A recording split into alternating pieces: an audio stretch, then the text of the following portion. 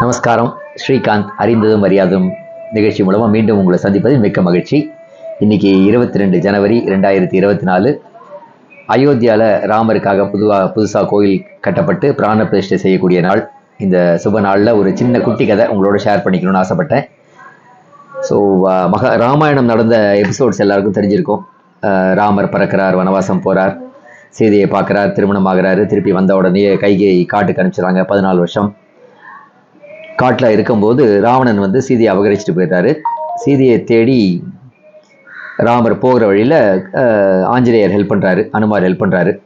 So இங்கே ஆஞ்சநேயர் வந்து சீதையை இலங்கையில் போய் பார்த்துட்டு வந்து இலங்கையில் தான் இருக்கான்னு கன்ஃபார்ம் பண்ண பிறகு இவங்க இலங்கைக்கு எப்படி போகிறதுன்னு சொல்லி ஒரு டிஸ்கஷன் நடக்குது. அந்த டிஸ்கஷனில் வந்து இவங்க எல்லாம் சேர்ந்து ஒரு பிரிட்ஜு கட்டலாம், கடல் மூலமாக ஒரு பிரிட்ஜு கட்டலாம், சமுத்திர சேது ஒன்று கட்டணும் அப்படின்னு யோசிக்கிறாங்க. அதை கட்டிட்டு இங்கேருந்து அங்கே போகிறது ஈஸியாக இருக்கும் அப்படின்ட்டு பண்ணுறாங்க. அப்போ பல இந்த வானரப்படைகள் அத்தனையும் வந்து வானரப்படைகள் எல்லாம் ஒன்று கூடி பல கற்களை சேர்த்து அந்த சேது அமைக்கிறதுக்கு ஹெல்ப் பண்ணுறது. அப்படி பண்ணிட்டு இருக்கும்போது ஆஞ்சநேயர் என்ன சொல்றாருன்னா, ஒரு கல்லுலையும் ராமநாமம் எழுதி போடுங்க, கல் வந்து மிதங்க ஆரம்பிச்சிடும் அப்படிங்கிறாங்க. முதல்ல வந்து கல் போடும்போது முழுக ஆரம்பிச்சிருது. ராமநாமம் எழுதி பக்தியோட போடுங்கன்னு சொல்லும் போது அந்த கற்கள் அத்தனையும் வந்து பார்த்தீங்கன்னா மிதங்க ஆரம்பிச்சிடுது.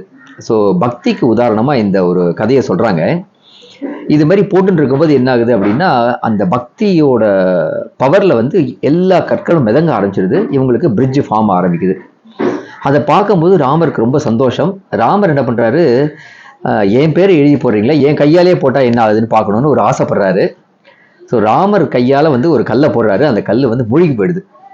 அது ஏன் மூழ்கி போயிடுதுன்ட்டு அவருக்கே புரியல. அப்போதான் வானர்கள்ட்ட கேட்குறாரு, என்ன இது ஆச்சரியமா இருக்கு, என் பேர் எழுதி போடுறீங்க, அது மூழ்கலை, ஆனால் என் கையிலேருந்து போட்ட கல் மூழ்கிடுச்சு அப்படிங்கிறாங்க. அப்போ தான் ஆஞ்சநேயர் சொல்கிறாரு, நீங்கள் கை விட்டுட்டீங்கன்னா நாம் வந்து சம்சார சாகரத்தை மூழ்கிடுவோம். அதனால் நாங்கள் உங்கள் திருவடிகளை பட்டதுனால எங்களுடைய பக்தியினால நீங்கள் எங்களை தாங்கி பிடிச்சிட்டு இருக்கீங்க, நாங்கள் விதந்துட்டு இருக்கோம் அப்படின்னு சொல்கிறாரு. பக்திக்கு ஒரு சிறந்த உதாரணமாக இந்த கதையை சொல்லணும்னு ஆசைப்பட்டேன். மீண்டும் வேறொரு கதையுடன் அடுத்த நிகழ்ச்சியில் உங்களை சந்திக்கிறேன். அதுவரை நன்றி, வணக்கம்.